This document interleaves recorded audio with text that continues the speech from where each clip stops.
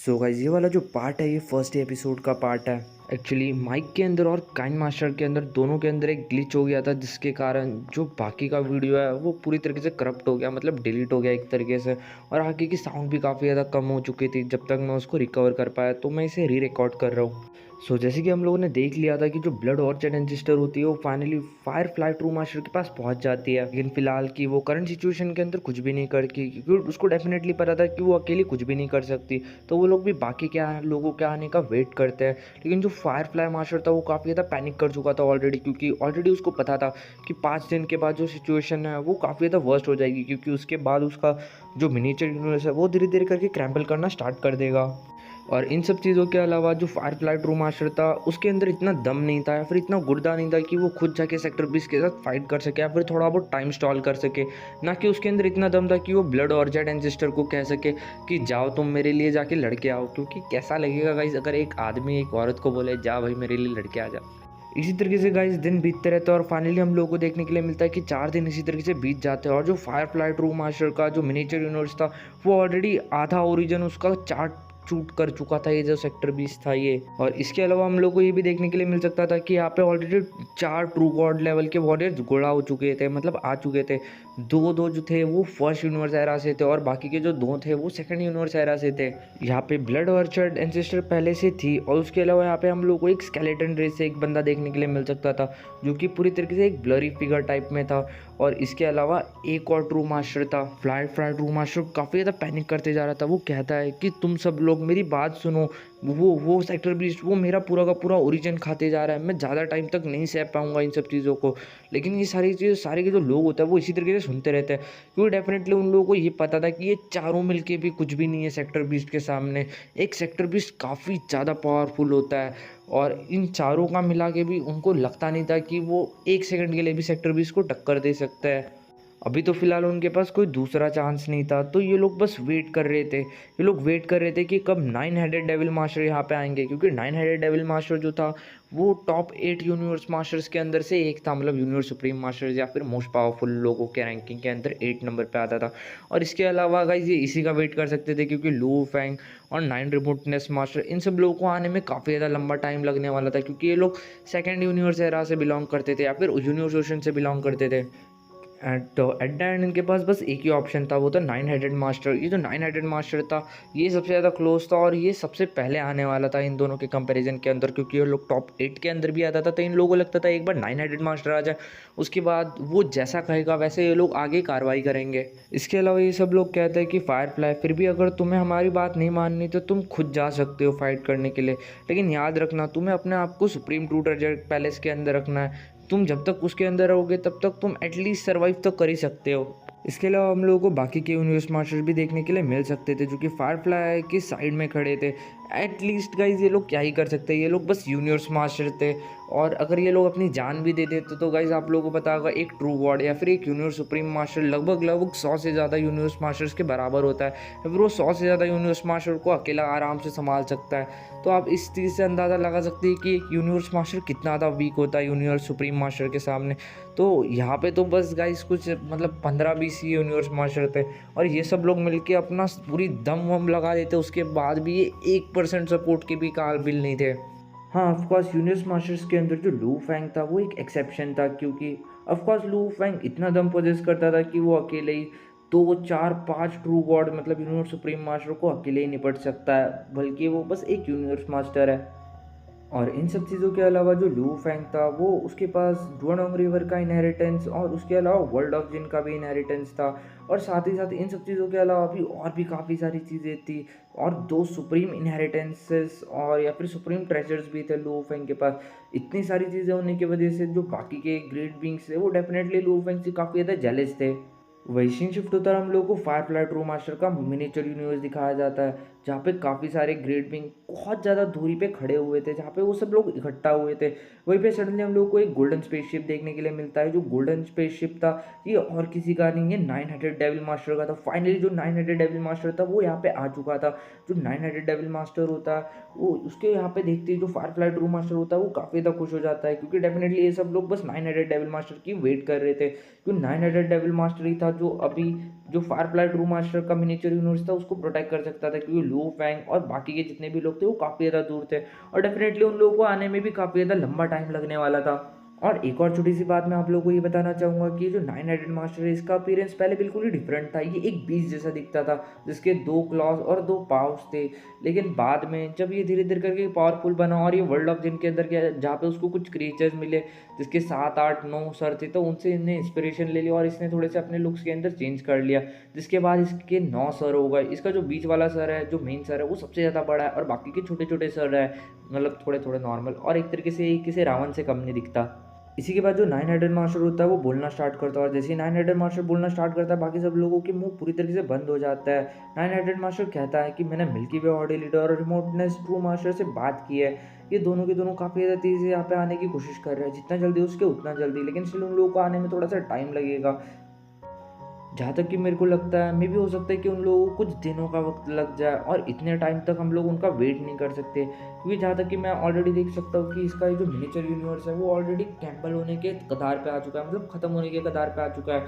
और इससे ज़्यादा हम लोगों ने अगर लेट किया तो डेफिनेटली हम फायरफ्लाई ट्रू मास्टर के मिनिएचर यूनिवर्स को नहीं बचा पाएंगे। इसी के बाद जो नाइन हेडेड मास्टर होता है वो एक लंबी सांस लेता है और कहता है कि तुम सब लोग सबसे पहले पैनिक करना बंद कर दो, बिल्कुल ही रिलैक्स हो जाओ। मिल्की वे, नाइन रिमोटनेस, इन लोगों को डेफिनेटली आने में काफ़ी ज़्यादा लंबा टाइम आने लगने वाला है। हम उन लोगों के लिए और ज़्यादा वेट नहीं कर सकते, हम लोग को अभी के अभी स्ट्राइक करना पड़ेगा। और थियोरेटिकली देखा जाए तो वैसे भी उनके आने के बाद भी हम लोग ज़्यादा कुछ इतने अच्छे से संभाल पाएंगे या नहीं संभाल पाएंगे, इस चीज़ की कोई भी गारंटी नहीं है। और अगर एक और चीज़ देखी जाए तो ये जो सेक्टर बीस्ट है, मुझे नहीं लगता ये उतने ज़्यादा पावरफुल होंगे। अगर हम सब लोग आपस में कोऑपरेट करते हैं तो एटलीस्ट हम लोग तब तक तो सर्वाइव कर ही सकते हैं जब तक ये लोग यहाँ पे आए। और इसी के साथ साथ ऑलरेडी यहाँ पे काफ़ी सारे लोग हैं, तो मुझे नहीं लगता कि हमें कुछ ज़्यादा प्रॉब्लम आएगी। वैसे भी ये जो सेक्टर बीस्ट है ये अभी तक अपने लास्ट स्टेज तक नहीं पहुँचे। जब ये लोग अपनी लास्ट स्टेज के ऊपर पहुँचेंगे तब ये काफ़ी ज़्यादा पावरफुल रहेंगे, लेकिन मुझे नहीं लगता कि अभी ये इतना ज़्यादा पावरफुल होगा। तो हम सब लोग अगर साथ में रहेंगे तो हम आराम से उस सेक्टर 20 के साथ भी निपट सकते हैं। इन सारी बातों के लिए सब लोग मान जाते हैं डेफिनेटली, लेकिन फिर इसके अंदर हम लोग को एक छोटा सा ट्विस्ट देखने के लिए मिलता है। Definitely nine headed devil master Firefly true master की तरफ देखता है और कहता है कि भाई तूने क्या हम सब लोगों को पागल समझ के रखा है? मिनिएचर यूनिवर्स तेरा, सेक्टर 20 ओरिजिन खा रहा है तेरा, सब कुछ तेरा, प्रॉब्लम तेरी, सब तेरा, तो हम लोग तेरी मदद क्यों करें? अगर तू चाहता है कि हम तेरी मदद करें तो डेफिनेटली तेरे को सबसे पहले आगे जाना पड़ेगा। और इस चीज़ के लिए जो फायरफ्लाई ट्रू मास्टर होता है वो पहले थोड़ा-सा हेजिटेट कर रहा होता है, लेकिन फिर वो समझ जाता है कि अगर एट द एंड अपने मिनिएचर यूनिवर्स के लिए ये आगे नहीं बढ़ा तो कोई भी आगे नहीं जाने वाला। तो डेफिनेटली सबसे पहले फायरफ्लाई ट्रू मास्टर को आगे जाना था और उसके पीछे-पीछे सपोर्ट लेते हुए नाइन हेडेड डेविल मास्टर और बाकी सब लोग आगे पीछे-पीछे आने वाले थे। कुछ ही टाइम के अंदर ये लोग अपने अपने सुप्रीम ट्रू ट्रेजर पैलेसेस और काफ़ी सारी स्पेसशिप्स को लेते हुए आज से हेड ऑन कर देते हैं उस तरफ जहाँ पे जो फायरफ्लाई ट्रू मास्टर का मिनिएचर यूनिवर्स था। वही सीन शिफ्ट होता है, हम लोग को सेक्टर 20 मोरोशा देखने के लिए मिलता है, जो कि बड़े आराम से मिनिएचर यूनिवर्स की जो ओरिजिन था उसका मजे आया लुत्फ उठा रहा था। सडनली उसको कुछ तो भी फील होता है, उसको फील होता है कि कोई तो भी बड़ी सी टीम या फिर कोई पावर उसकी तरफ आगे बढ़ रही है। फाइनली जब वो उस सर्टन डायरेक्शन के अंदर दिखता है तो उसे पता चलता है कि काफ़ी सारे लोग एक साथ आ रहे हैं। वो कहता है कि फाइनली फाइनली ये सब लोग आ गए। मुझे तो लगा था कि ये लोग काफ़ी ज़्यादा वीक है और ये लोग आने भी नहीं वाले। और इन लोगों की पावर देखी जाए तो जो मेरे वो जो 2 स्लेव्स थे इनकी पावर कुछ-कुछ उन्हीं के बराबर में है। मैंने अभी तक कोई भी यूनिवर्स ओशन की किसी भी लाइफ फॉर्म को नहीं खाया। पता नहीं इन लोगों का टेस्ट कैसा होगा, लेकिन होप करता हूँ कि इनका टेस्ट अच्छा हो। कुछ ही टाइम के अंदर हम लोग को देखने के लिए मिलता है कि काफ़ी सारे सुप्रीम टू ट्रेजर पैलेसेस और काफ़ी सारी स्पेसशिप उस सेक्टर 20 मोरोशा के सामने आके खड़ी हो जाती है एक लाइन के अंदर। और सडनली आसपास के स्पेस के अंदर से जो चॉज एयर होती है वो भी एकदम से ब्लॉक हो जाती है। मतलब एक तरीके से आसपास का जो स्पेस था वो पूरी तरीके से सील्ड हो चुका था और अभी यहाँ से कोई भी उड़ नहीं सकता था या फिर कोई भी यहाँ से टेलीपोर्ट नहीं कर सकता था। एंड सच बोलूँ तो गाइस माइक के अंदर भी पता नहीं क्या ग्लिच आ रहा है कि मैं बहुत ज़ोर से बोल रहा हूँ, लेकिन उसके बाद भी ये जो आवाज़ है ये काफ़ी ज़्यादा थोड़ा बहुत धीरे कैप्चर कर रहा है। तो मे भी थोड़ा बहुत साउंड धीरे आ रहा होगा, तो आप लोग थोड़ा सा वॉल्यूम हाई करके ही सुन लियो। फाइनली हम लोग को देखने के लिए मिलता है कि जो नाइन हेडेड डेविल मास्टर था और इसके अलावा बाकी के जितने भी ग्रुप ऑफ ट्रू गॉड थे वो सारे फाइनली उस जगह पे आ चुके थे जहाँ पे ये सारे सेक्टर 20 थे। सारे तो नहीं थे, बस एक ही था। और ये जो सेक्टर 20 था ये पूरी तरह से गोल्डन जाइंट हम लोगों को देखने के लिए मिल सकता है। तो जब नाइन हेडेड डेविल मास्टर उस सेक्टर 20 को देखता है तो उसको देखता ही रह जाता है और वो कहता है, अच्छा बाबा तो ये है सेक्टर 20। इसी के साथ वो जो सेक्टर बीस्ट होता है वो जोर जोर से हंस रहा होता है इन सब लोगों को देखते हुए। वो कहता है इतना सारा खाना एक साथ, क्या तुम ही सब लोग वो सारे ट्रू गॉड जो कि शन के हो, क्या तुम सब लोग यहाँ पे मुझे मारने के लिए आए हो? इसी के साथ वो जोर जोर से हंसने लग जाता है। तभी जो 9 हेडेड डेविल मास्टर होता है वो एकदम से अलर्टिंग स्टेट के अंदर चला जाता है और वो फायरफ्लाई ट्रू मास्टर को कहता है कि जाओ, तुम्हें सबसे पहले जाना है। फायरफ्लाई ट्रू मास्टर के पास कोई और दूसरा ऑप्शन नहीं था। वो डेफिनेटली अपनी बड़ी सी स्पेसशिप लेता और उस सेक्टर 20 की तरफ काफ़ी ज़्यादा तेज़ी से आगे बढ़ जाता है, ये कहते हुए सेक्टर 20 मैं तुम्हें जिंदा नहीं छोड़ूंगा। तुम्हारी हिम्मत कैसी हुई मेरे मिनिएचर यूनिवर्स को सॉलो करने की? तुम्हारी हिम्मत कैसी हुई बाहर आने की? तुम उस सेक्टर 20 नेट के अंदर ही ठीक थे, तुमने नेस्ट के बाहर आने की हिम्मत कैसी की करके। इसी के बाद वो जो सेक्टर 20 मोरूशा होता है वो फायर रूमाशो की तरफ देखता है और कहता है, अच्छा बबुआ, तो ये तुम्हारा ही मिनिएचर यूनिवर्स था। अच्छा, तो तुम वही हो डरपोक जो 1 घंटे से आ नहीं रहते, 8 दिनों से मैं तुम्हारा मिनिएचर यूनिवर्स फॉलो कर रहा हूँ, बस तुम बैठे बैठे वेट कर रहे थे। इसी के साथ हम लोग को देखने के लिए मिलता है वो जो फायरफ्लाई ट्रू मास्टर था वो काफ़ी ज़्यादा तेज़ी से सेक्टर 20 की तरफ आगे बढ़ रहा था, लेकिन वो सेक्टर 20 होता है वो अपनी जगह से 1% भी नहीं हिलता। और फाइनली जो फायरफ्लाई ट्रू मास्टर का जो स्पेसशिप होता है वो सेक्टर 20 से जाकर टकरा जाता है, लेकिन वो ऐसे टकराता है जैसे कि कुछ हुआ ही ना हो। वो उसके पेट से टकराता है और उसके पेट से बम्प खा के वापस से दूर उड़ते हुए चला जाता है। मतलब आप देख सकते हो ये जो सेक्टर 20 है इसकी तोंद ही कितनी बड़ी है कि इसने अपने तोंद से ही फायरफ्लाई ट्रू मास्टर को दूर फेंक दिया। सेक्टर 20 मोरोसा फायरफ्लाई ट्रू मास्टर की तरफ देखते हुए कहता है, तो तुम वो पुअर से फूड हो, मतलब तुम वो पुअर ओनर हो जो कि इस मिनिएचर यूनिवर्स के मालिक हो। तुम जैसे बेचारे खाने पे मुझे बहुत ज़्यादा दया आ रही है, जिसके अंदर इवन इतनी भी हिम्मत नहीं थी कि वो बाहर आके मेरे साथ फाइट कर सके। इसी के साथ जो 9 हेडेड डेविल मास्टर होता है वो फायरफ्लाई ट्रू मास्टर को गुस्से में एक मैसेज पास करता है कि तुम्हें किसने बोला था कि तुम्हें स्पेसशिप के अंदर बैठ के इस बंदे के ऊपर अटैक करना है? तुम स्पेसशिप के अंदर बैठ के इस बंदे के ऊपर कैसे अटैक कर सकते हो? तुम्हें हम लोगों ने आगे इसलिए भेजा था ताकि हम लोग इस सेक्टर 20 की पावर का अंदाजा लगा सके। इसकी वजह जो फायर ब्लाइट रूम मास्टर होता है वो अपने दांतों को कसमसाता है, लेकिन अभी वो कुछ कर भी नहीं सकता था क्योंकि एट द एंड अगर कोई चीज़ खतरे में थी तो वो उसी का मिनिएचर यूनिवर्स था। जिसका फायर ब्लाइट मास्टर बाहर आता है और बाहर आके काफ़ी ज़्यादा गुस्से में उस सेक्टर 20 मोरोशा की तरफ देखता है और कहता है कि तुम मरना डिजर्व करते हो करके। और इसी के साथ वो काफ़ी ज़्यादा तेज़ी से अपनी बॉडी को एकदम से कसमसाता है और उसके बॉडी के अंदर से काफ़ी सारी गोल्डन कलर की लाइट बाहर आती है और ये फाइनली अपने रियल बॉडी शेप के अंदर आ चुका था। इसकी जो पूरी बॉडी थी वो काफ़ी ज़्यादा मैसिव थी और इसके कम से कम पूरी बॉडी के ऊपर 100 ऑफ हूप्स, मतलब काफ़ी सारे पाँव देखने के लिए मिल सकते थे। और जितने भी पाँव थे हर एक पाँव के ऊपर काफ़ी सारे शार्प शार्प क्लॉज बने हुए थे जो कि एक तरीके से वेपन्स की तरह थे और ये पूरी तरीके से इसकी बॉडी को सूट करते थे। इन सब चीज़ों की मदद से वो अपने पैनिकल पावर्स को बाहर ला पाता था। सडनली इसी के बाद ये गोल्डी पावर बर्निंग टेक्निक का इस्तेमाल करता है जिसकी वजह से वाइट डिमिंग लाइट जो होती है वो उसको पूरी तरीके से सराउंड कर लेती है और आसपास एक domain type supreme to treasure जैसा इफेक्ट सा क्रिएट कर देती है। इसी के बाद फायरफ्लाई ट्रू मास्टर काफी ज्यादा गुस्से में उस सेक्टर 20 की तरफ देखता है और कहता है, आता माजी सटकली। और इसी के साथ वो काफी ज्यादा तेजी से उस सेक्टर 20 की तरफ आगे बढ़ जाता है। और जब फायरफ्लाई ट्रू मास्टर उस सेक्टर 20 की तरफ आगे बढ़ रहा है तभी हम लोग को उस फायरफ्लाई ट्रू मास्टर के पीछे एक बहुत बड़ा सा फ्यूरियस सा पैंथम अपीयर होते हुए देखने के लिए मिल सकता था। ये सब इसलिए हो रहा था क्योंकि फाइनली ये जो फायरफ्लाई ट्रू मास्टर था ये अपने ट्रू फॉर्म के अंदर आ चुका था और ये अभी काफी ज्यादा गुस्से में लड़ रहा था। पहले की तरह अभी भी ये जो सेक्टर 20 मोरोशा था इसके जो एक्सप्रेशन थे उसके अंदर कोई भी हम लोग को बड़ा सा डिफरेंस देखने के लिए नहीं मिल सकता था। बस एकदम से इसकी जो बॉडी होती है बड़ी सी जो कि इस वक्त एक जेली की तरह थी, उसके अंदर से काफ़ी सारे हाथ बाहर आ जाते हैं और ये सारे जो हाथ होते हैं फायरफ्लाई ट्रू मास्टर को रोक रहे होते हैं और सडनली उसके ऊपर अटैक करना स्टार्ट कर देते हैं। इस वक्त हम लोग को देखने के लिए मिल सकता था कि जो फायरफ्लाई ट्रू मास्टर है उसके जितने भी हूप्स थे या फिर जो भी पाव वाव थे वो, और ये जो सेक्टर 20 मोरूशा थे उसके जितने भी हाथ थे ये सब आपस में क्लैश हो रहे थे तलवारों की तरह और जो कि एकदम घमासान फाइट हम लोगों को देखने के लिए मिल सकती थी। ये एकदम देखने लायक फाइट थी। ये अलग बात है कि हम लोग देख नहीं सकते लेकिन आप लोग इमेजिन तो कर ही सकते हो। इस फाइट को देखते हुए हम लोग को ऐसा लग रहा था कि जो फायरफ्लाई ट्रू मास्टर है ये बस थोड़ा सा डिसएडवांटेज के अंदर है और ये लगभग लगभग कांटे की टक्कर दे रहा है सेक्टर 20 मोराशा को। और इस सारी चीज़ों को देखते हुए जितने भी यहाँ पे लोग थे या फिर जितने भी ट्रू गॉड्स है वो थोड़े से शॉक होते हैं। वो कहते हैं कि ये जो फायरफ्लाई ट्रू मास्टर है ये एक एवरेज सा बस ट्रू मास्टर है या फिर ट्रू गॉड या फिर एक एवरेज सा यूनिवर्स सुप्रीम मास्टर है, लेकिन उसके बाद भी अगर ये उस सेक्टर 20 मोराशा को आराम से टक्कर दे पा रहा है तो शायद से हम सब लोग मिलकर आराम से इसको तो आराम से ही मार सकते हैं।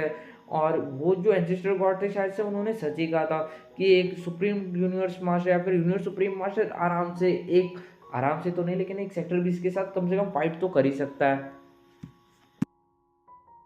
कम से कम इन सब चीज़ों को देखते हुए इन लोगों को थोड़ी सी तसल्ली या फिर थोड़ी सी मोटिवेशन मिल गई थी कि अभी ये लोग इतने बड़े खतरे में नहीं थे जितने बड़े खतरे में ये लोग अपने आप को समझ रहे थे। लेकिन वही दूसरी तरफ हम लोगों को 9 हेडेड डेविल मास्टर देखने के लिए मिल सकता था, जो कि कब से शांत खड़ा था, वो इन सारी चीज़ों को नोटिस कर रहा था। उसने अभी तक कोई भी अटैक नहीं किया था। वही दूसरी तरफ हम लोगों को देखने के लिए मिलता है धीरे धीरे करके जितने भी ट्रू मास्टर्स थे वो सारे अपना अटैक को प्रिपेयर करने लग जाते हैं, क्योंकि डेविल मास्टर ने ऑलरेडी अपना ऑर्डर दे दिया था। मतलब 9 हेडेड डेविल मास्टर ने उसने कह दिया था कि अभी हम लोग यहाँ पे ज़्यादा टाइम तक खड़े खड़े तमाशा नहीं देख सकते, हम लोगों को फायरफ्लाई ट्रू मास्टर की मदद करनी चाहिए। और इसी के बाद कोई अपने इल्यूजन अटैक कर रहा था, कोई अपनी सोल अटैक कर रहा था। वो जो 9 ऑर्चर्ड थी उसके बॉडी के अंदर से कॉन्स्टेंटली वाइन्स बाहर आ रहे थे जो कि कॉन्स्टेंटली अटैक कर रहे थे। और किसी ने अपना एंग्री बुद्धा लोटस फायर कर दिया था। अभी सब लोग कंफ्यूज हो रहे होंगे कि एंग्री बुद्धा लोटस यहाँ पे कहाँ से आ गया।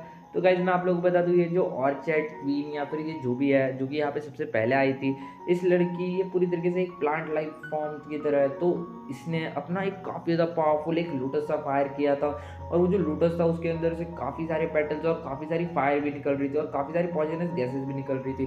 तो एक तरीके से ये कुछ कुछ एंग्री बुद्धा लोटस की तरह ही दिख रहा था, इसलिए मैंने इसको एंग्री बुद्धा लोटस बोल दिया। और इसी तरीके से हम लोगों को काफ़ी सारे अटैक देखने के लिए मिलता है जो कि चारों तरफ से उस सेक्टर 20 मोरोशा के ऊपर गिर रहे थे। इवन 9 हेडेड मास्टर ने भी अपना एक अटैक उसके ऊपर कर दिया था, जिसके कारण जब इतने सारे अटैक एक साथ सेक्टर 20 मोरोशा के ऊपर गिरता है तो वो एकदम से किसमिसा सा जाता है और वो जोर जोर से चिल्लाने लग जाता है। और थोड़ा टाइम दर्द सहने के बाद वो फाइनली अपना मुंह खोलते हुए कहता है, अरे तुम सब लोगों की हिम्मत कैसे हुई करके, तुम्हारी कोई औकात नहीं है मेरे सामने, तुम बस मेरा खाना हो। खाना खाना कभी भी इस तरीके से नहीं लड़ता, खाने को खाने वाली औकात में रहना चाहिए, लेकिन खाना अभी मेरे से फाइट करने के लिए आ रहा है, ये कैसे हो रहा है करके। इस वक्त हम लोगों को देखने के लिए मिल सकता था, जैसे कि मैंने आप लोगों को ऑलरेडी बता दिया कि चारों तरफ से इस वक्त सेक्टर 20 मोरोशा के ऊपर अटैक हो रहा था। वही हम लोग को एक दरवाजा भी देखने के लिए मिल सकता था जो कि खुला हुआ था, और उसके अंदर से डिमिंग व्हाइट कलर की लाइट बाहर आ रही थी। और ये जो लाइट थी इसके अंदर से गोल्डन कलर की काफ़ी सारे ब्लेड बाहर आ रहे थे जो कि लगातार सेक्टर 20 मोरोशा से टकरा रहे थे। और काफ़ी सारे इल्यूजन अटैक और ये सारे अटैक्स भी लगातार उस सेक्टर 20 मोरोशा की तरफ हो रहे थे। काफ़ी टाइम तक इन सारे अटैक्स के वजह से जो सेक्टर 20 मोरोशा था वो थोड़ा सा परेशान हो गया था। लेकिन वही दूसरी तरफ जो 9 हेडेड डेविल मास्टर था वो एक चीज़ तो समझ ही गया था कि ये लोग जितना कमज़ोर इस सेक्टर 20 को समझ रहे थे, ये डेफिनेटली ये सेक्टर 20 जो था वो उतना कमज़ोर नहीं था, क्योंकि अभी तक इतने सारे अटैक ये काफ़ी आसानी से संभाल जा रहा था। तो इसका मतलब ये जो सेक्टर 20 मोरोशा है उसने तो अपने ट्रू पावर्स को बाहर भी नहीं निकाला है। सडनली इसी के बाद जो 9 हेडेड डेविल मास्टर होता है वो फाइनली अपना मेन अटैक परफॉर्म करता है, और जैसे ही वो अपना अटैक परफॉर्म करता है उसके आसपास का जो ऑरा होता है पूरी तरीके से चेंज हो जाता है। उसके जो 9 सर थे, उसके 9 सरों के 9 आंखें जो होती है वो पूरी की पूरी तरीके से लाल हो जाती है। ऐसा लग रहा था उसके 9 सरों के अंदर से काफ़ी सारी जो डिवाइन पावर्स होती है वो आके उसकी बॉडी के साथ मर्ज हो रही है। 9 हेडेड डेविल मास्टर के कारण हम लोगों को देखने के लिए मिल सकता था काफ़ी सारे फेसेस या फिर काफ़ी सारी कुछ पिक्चर्स बनते हैं हवा के अंदर, और ये सारी जो पिक्चर्स होती है सडनली एक दूसरे के साथ मर्ज होकर काफ़ी ज़्यादा यूथ पिक्चर फॉर्म करते हैं। और ये जो बड़ी सी यूथ पिक्चर थी ये काफ़ी ज़्यादा तेज़ी से उस सेक्टर 20 मोर्चा की तरफ आगे बढ़ने लग जाती है।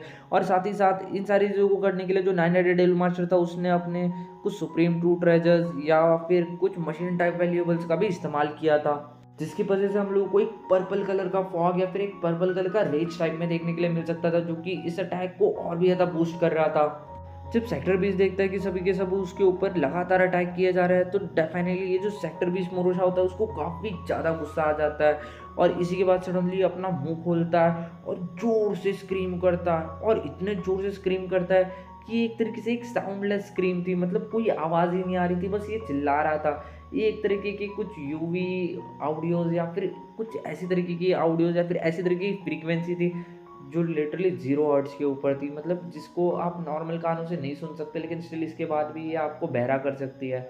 ये जो अटैक था ये सब लोगों के सोल को पेनिट्रेट कर जाता, और काफ़ी सारे जो ट्रू गॉड्स थे वो जगह पे पूरी तरीके से मतलब जो फाइट कर रहे थे वो फाइट करने लायक नहीं बच गए थे। वही 9 हेडेड डेविल मास्टर की जो सोल थी वो डेफिनेटली काफ़ी ज़्यादा पावरफुल थी, और उसने भी इस अटैक को जैसे तैसे करके सह लिया था, लेकिन डेफिनेटली उसको भी रेजिस्ट करने के लिए काफ़ी ज़्यादा दिक्कत आई थी। और इसी के एक ही अटैक की वजह से यहाँ पे जितने भी लोग थे वो सब पूरी तरीके से हिल के रह गए थे। उसी के बाद वो जो सेक्टर 20 मोरोशा होता है वो बाकी से इन सब लोगों की तरफ देखता है और कहता है कि तुम सब खाना हो और तुम मेरे साथ इस तरीके से लड़ाई कर रहे हो, खाने को हमेशा खाना ही बन के रहना चाहिए, तुम अपनी औकात के बाहर जा रहे हो करके। इसी के बाद वो फायरफ्लाई ट्रू मास्टर की तरफ देखता है अपना मुंह फुलाते हुए, हम लोग को उसकी बॉडी से काफ़ी सारे हाथ निकलते हुए देखने के लिए मिलता है, और ये सारे जो हाथ थे ये एक तरीके से उसकी जेली लाइक बॉडी के अंदर से बाहर निकल रहे थे, और ये सारे जो हाथ होता है वो एकदम से फायरफ्लाई ट्रू मास्टर को पूरी तरह से कवर कर लेते हैं एक ककून की तरह, और वो एक तरीके से ककून की तरह उसकी पूरी बॉडी से लिपट जाता है। वहाँ पे कुल मिला के 8 लोग थे, लेकिन 8 में से 2 लोग ऑलरेडी इस काबिल नहीं बचे थे कि वो उस सेक्टर 20 मोरासा के साथ फाइट कर सके, क्योंकि अभी अभी जो उसने स्क्रीम वाला अटैक किया था उसकी वजह से इन सब लोगों की हवा टाइट हो गई थी।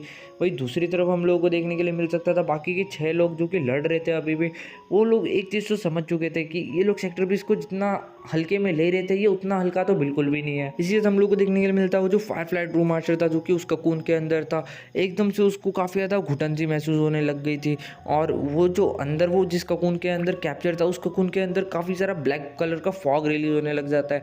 ये सारी धुएं हुए को सूंघने के बाद फायरफ्लाई ट्रू मास्टर बस एक ही चीज़ बोलता है, ये सेक्टर 20 कितने सालों से नहीं नहाया है, इतनी बदबू मार रहा है, इतना ज़्यादा बांस मार रहा है। और फायरफ्लाई ट्रू मास्टर अभी इस तरीके की हरकतें कर रहा था जैसे किसी इंसान को किसी ने कोई जुराब या फिर कोई सॉक्स सुंघा दिया हो, और उसी तरीके से ठीक झटके फायरफ्लाई ट्रू मास्टर भी मार रहा था। एक तरीके से वो पागलों की तरह तड़प रहा था, और वो जो ककून था वो काफ़ी ज़्यादा तेज़ी से ब्लो अप होते जा रहा था, मतलब वो बड़ा बड़ा बड़ा बड़ा होते जा रहा था। नाइन हेडेड डेविल मास्टर जब इन सब चीज़ों को देखता है तो वो जोर से चिल्ला के कहता है कि हम लोगों को कुछ भी करके फायरफ्लाई ट्रू मास्टर को बचाना ही होगा। इसी के बाद वो आगे बढ़ता है और वो कंटिन्यूसली लगातार ये जो सेक्टर 20 मोराशा था उसके ऊपर अटैक करने लग जाता है। जब सेक्टर 20 मोराशा देखता है कि नाइन हेडेड मास्टर उसके ऊपर अटैक कर रहे हैं तो डेफिनेटली सेक्टर 20 मोराशा जानता था कि जो नाइन हेडेड डेविल मास्टर है ये टॉप 9 में से एक आता है, मतलब टॉप 8 में से एक आता है जो कि पूरे ओरिजिनल यूनिवर्स के टॉप 8 क्रिएचर्स है। तो डेफिनेटली वो एक चीज़ तो जानता था कि ये जो टारगेट है ये उसके लिए इतना आसान तो नहीं होगा, और वो फिलहाल इस वक्त नाइन हेडेड डेविल मास्टर को इतना ज़्यादा हल्के में भी नहीं लेना चाहता था। तो सडनली वो अपना वापस से मुंह खोलता और वापस से अपना वो जो पहले वाला अटैक था स्क्रीम वाला उसी अटैक को एक बार दोबारा यूज़ करता है। लोगों को देखने के लिए मिल सकता था नाइन हेडेड डेविल मास्टर को इन सब चीज़ों से ज़्यादा कुछ फर्क नहीं पड़ता, वो 2 सेकंड के लिए स्टन तो रह जाता है लेकिन 2 सेकंड के बाद वो वापस से रिकवर हो जाता है और सेक्टर 20 मोरोशा की तरफ काफ़ी ज़्यादा तेज़ी से आगे बढ़ने लग जाता है। जो नाइन हेडेड डेविल मास्टर था एक तरीके से देखा जाए तो इसकी भी जो विल पावर है वो already true God of world space level तक पहुंच चुकी है। डेफिनेटली इसकी विल पावर लू फेंग जितनी पावरफुल नहीं है, लेकिन हम लोग ये भी नहीं कह सकते कि इसकी विल पावर लू फेंग से थोड़ी सी कम है। मतलब एक तरीके से देख लो कि ये भी अच्छा खासा पावरफुल है। लेकिन एक चीज़ मैं आप लोगों को बता दूँ, चड्डी तो इस बंदे की भी फटी थी जब उस सेक्टर 20 मोरोशा ने इसके ऊपर वो स्क्रीम अटैक किया था। इवन इसको भी काफ़ी ज़्यादा भयानक पेन हो रहा था अपने कानों के अंदर, और इसकी जो आत्मा थी वो अंदर तक काँप चुकी थी। लेकिन उसके बाद भी हम लोग को देखने के लिए मिलता है जो नाइन हेडेड डेमन मास्टर होता है वो सडनली एक जोर की स्क्रीम करता और एक दौड़ की दहाड़ के साथ उसके बॉडी के अंदर से काफ़ी सारे बड़े बड़े शार्प क्लॉज बाहर आने लग जाते हैं। और ये जो 2 पेयर ऑफ शार्प क्लॉज थे ये ऑटोमन टाइप का ट्रू ट्रेजर था, और ये देखते ही देखते काफ़ी ज़्यादा लार्ज शेप के अंदर आ जाता है, और सडनली इसके अंदर से काफ़ी ज़्यादा अमाउंट के अंदर गोल्डी पावर्स बाहर पेनिट्रेट करने लग जाती है। इसी के साथ जो डबल हेड या फिर नाइन हेडेड डेमन मास्टर होता है वो काफ़ी देरी से सेक्टर 20 मोरोशा की तरफ आगे बढ़ जाता है। और जब नाइन हेडेड मास्टर सेक्टर 20 मोरोशा के ऊपर अटैक करता है और जब सेक्टर 20 मोरोशा देखता है कि एक दमदार अटैक उसकी तरफ आ रहा है, तो डेफिनेटली इस अटैक से डिफेंड करने के लिए जो सेक्टर 20 मोरोशा होता है वो अपने 2 हाथों को बाहर निकाल लेता है, और उसके जो रबड़ जैसे हाथ होता है वो इन 2 क्लॉज को रोक लेता है। इन 2 क्लॉज को रोकते हैं जो कि पूरी तरीके से स्पेस को फाड़ते हुए आगे बढ़ रहे थे। मतलब दिखने में लिटरली काफ़ी ज़्यादा पावरफुल लग रहे थे, लेकिन ये जैसे ही सेक्टर 20 मोरोशा के हाथों से टकरा ऐसा लग रहा था कि कोई बड़ा सा बॉल आके किसी रबर के किसी वॉल से जाके टकरा चुका हो। इसी तरीके से कुछ इम्पैक्ट देखने के लिए मिला था। सेक्टर 20 मोरोशा को कुछ ज़्यादा चोट नहीं लगी थी, बस हल्का फुल्का सा डैमेज हुआ था। और देखा जाए तो वो सारा जो अटैक था वो एक तरीके से एकदम हल्के से आराम से बाउंस बैक हो चुका था। इसी के बाद जो सेक्टर 20 मोरोशा होता है वो काफ़ी ज़्यादा गुस्से में नाइन हेडेड डेमन मास्टर की तरफ देखते हुए कहता है कि एज एक्सपेक्टेड तुम बाकी सारे खाने से थोड़े से ज़्यादा पावरफुल हो, लेकिन उसके बाद भी ये पूरी तरीके से पॉइंटलेस है क्योंकि तुम मुझे डेफिनेटली नहीं मार सकते कभी भी, मैं तुमसे कई गुना ज़्यादा पावरफुल हूँ। दूसरी तरफ हम लोग को देखने के लिए मिल सकता था जो फायरफ्लाई ट्रू मास्टर था वो अभी भी उसका कून के अंदर ही पागलों की तरह तड़पते बैठा था, उसको वो भयानक बदबू सूंघनी पड़ रही थी। तभी जो नाइन हेडेड डेविल मास्टर होता है वो कहता है अरे तुम सबसे पहले उस ककून के ऊपर फायर करो, अगर उस बंदे को बाहर नहीं निकाला गया तो उसकी उस गंदे से जानवर के बॉडी के अंदर ही हत्या हो जाएगी। वो इससे पहले खुद आत्महत्या कर ले, तुम्हें उस ककून को फोड़ना पड़ेगा। इसी के साथ वो बाकी के जो 8 वॉरियर्स होते हैं, जो ट्रू गॉड्स होते हैं, वहाँ के अंदर मुंडी हिलाते हैं और वो सब लोग एक साथ अपने अटैक स्टार्ट कर देते हैं और धूमधाम धूमधाम धूमधाम हम लोगों को मल्टीपल अटैक्स देखने के लिए मिलता है। और वही दूसरी तरफ सेक्टर 20 मोरोशा को खुद जो 9 हेडेड डेविल मास्टर था उसने पूरी तरीके से रोक के रखा था या फिर उसके साथ फाइट करते बैठा था।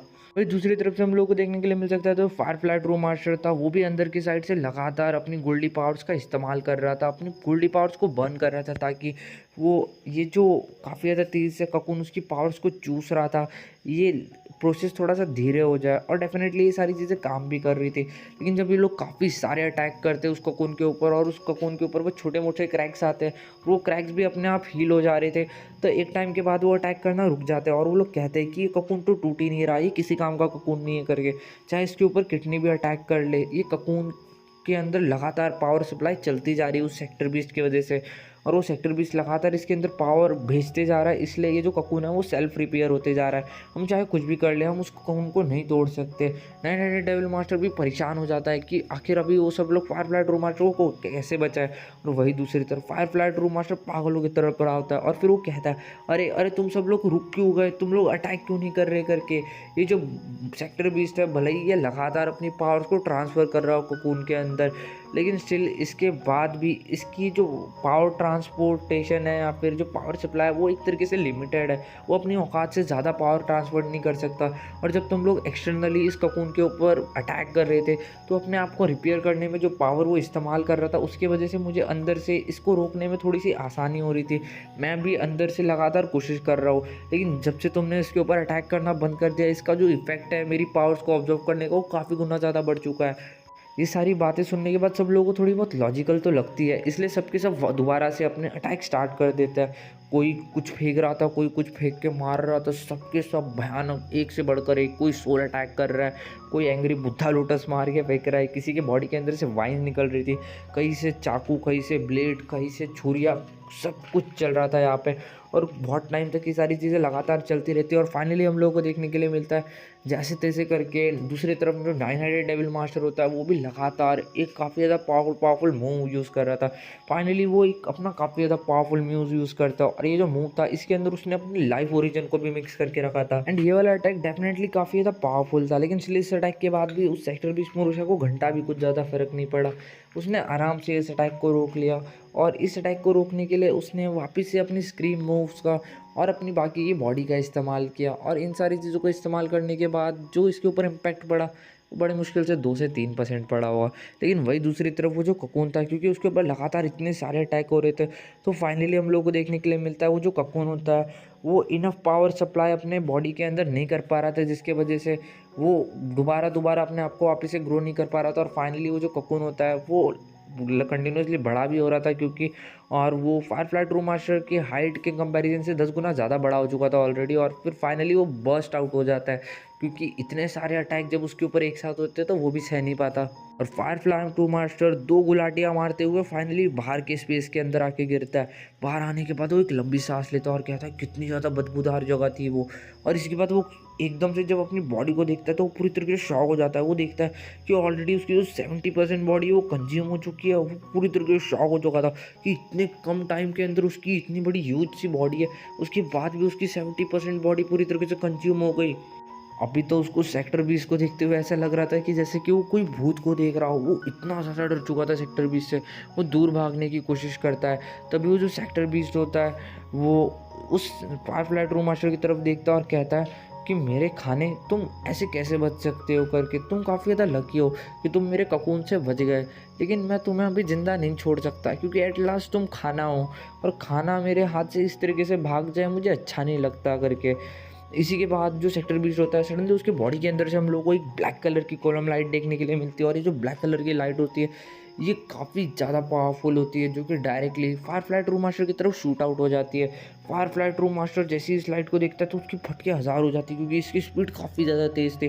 9 हेडेड मास्टर और बाकी सब लोग समझ चुके थे अगर ये चीज़ फायरफ्लाई ट्रू मास्टर से टकराई तो डेफिनेटली उसका बचना मुश्किल ही नहीं नामुमकिन हो जाएगा।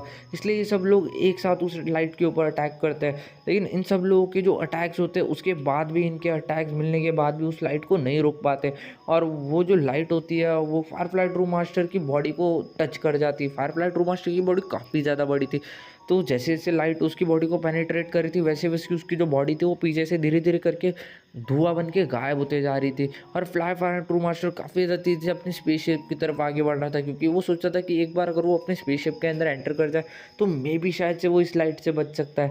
लेकिन जब तक वो अपनी उस स्पेसशिप तक पहुँचता तब तक ऑलरेडी ये जो लाइट थी उसकी पूरी की पूरी बॉडी को कंज्यूम कर चुकी थी। मतलब एक तरीके से ये उस तरीके से गायब हो गया था जैसे कि थॉर ने अपनी चुटकी बजा दी और ये जो बंदा है ये हवा के अंदर ही पूरी तरीके से गायब हो गया। इस तरीके से फायरफ्लाई ट्रू मास्टर गायब हुआ था, उसको गायब होते हुए देखते हुए यहाँ पे जितने भी लोग थे या फिर जितने भी ट्रू गॉड्स थे वो पूरी तरीके से देखते ही रह गए थे। किसी को भी अपनी आंखों के ऊपर भरोसा नहीं हो रहा था कि इतने आसानी से कैसे पूरी तरीके से इनहेलिटेड हो गया।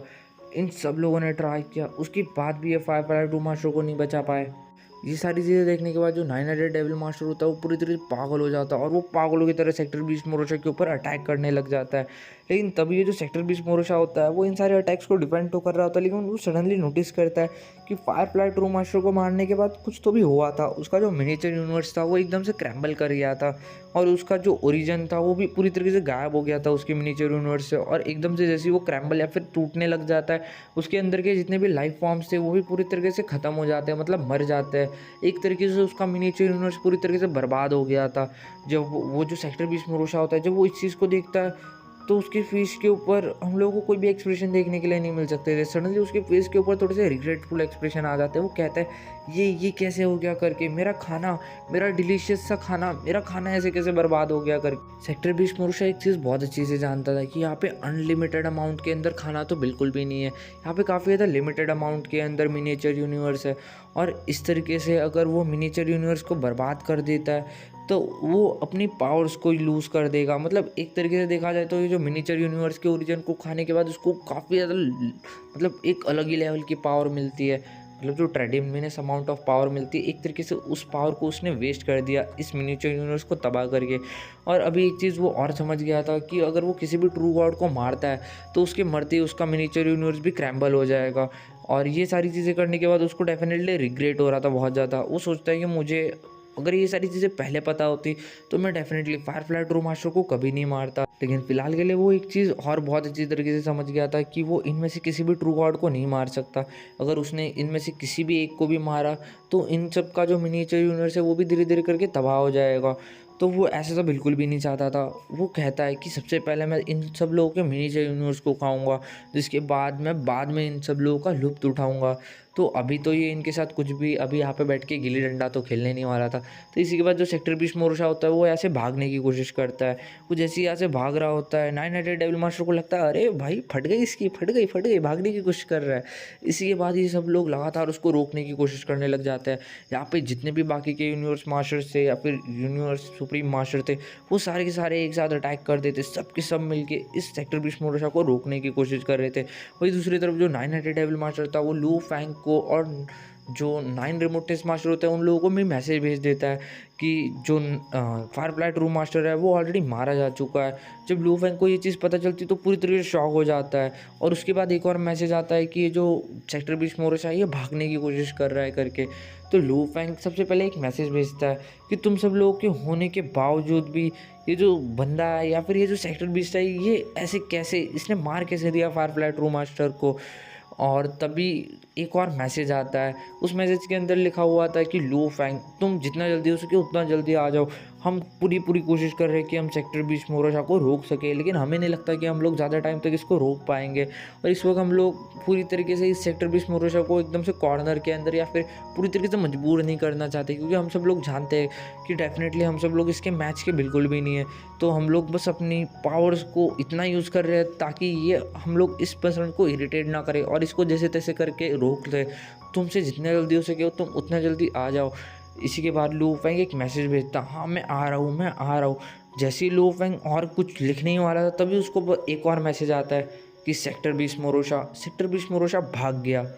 इस चीज़ को पढ़ने के बाद लो फैंग पूरी तरीके से हैंग हो जाता है कि इतने सारे ट्रू गॉड्स मिलके उसको मार रहे थे, इतने सारे ट्रू गॉड मिलके उसको रोक रहे थे, इसके बाद भी उसने फायरफ्लाई ट्रू मास्टर को मार दिया। फायरफ्लाई ट्रू मास्टर की पूरी के मेरे मिनिएचर यूनिवर्स का पूरा ओरिजिन खा गया और ये सारी चीज़ें कम पड़ गई थी तो वो भाग भी गया बड़ी आराम से। डेफिनेटली इन सारी चीज़ों ने एक काफ़ी ज़्यादा डीप इम्पैक्ट सा क्रिएट कर दिया था लू फेंग के माइंड के अंदर और लू फेंग इन सारी चीज़ों के बारे में सोचने लग जाता है। अभी भी डेफिनेटली लू फेंग काफ़ी ज़्यादा दूर था इन लोगों से और लू फेंग को पहुंचने में कुछ 1-2 दिन तो लगने ही वाले थे। तो गाइस आज का ये जो एपिसोड है ये यहीं पे ख़त्म होता है और वो जो फर्स्ट पार्ट था और ये वाला जो है ये दोनों आपस में एक तरीके से मर्ज टाइप में ही बनाया था, लेकिन हुआ कुछ ये था ना कि वो वाला पार्ट के अंदर से ये वाला जो पार्ट है वो ऑटोमेटिकली पूरी तरीके से गायब हो गया। मतलब रिकॉर्डिंग आगे की सुनाई नहीं दे रही थी तो मेरे को री रिकॉर्ड करना पड़ा इस चीज़ को और उस चीज़ को मैंने डायरेक्टली बीच में से कट करके एक्सपोर्ट करके अपलोड कर दिया और ये वाली जो बाकी की ये वापस से री रिकॉर्ड करके मैं अभी अपलोड करने वाला हूँ। सो मैंने जैसे कि आज मैंने बोला था कि मैं आज बड़ा वीडियो डालूंगा क्योंकि मैंने काफ़ी ज़्यादा लंबे टाइम से नहीं डाला था, तो आज 1.5 घंटे का वीडियो डाल दिया। होप करता हूँ कि आप लोगों ने एंजॉय किया होगा। कल संडे है, टाइम मिला तो कल भी वीडियो आप लोगों को मिल जाएगी।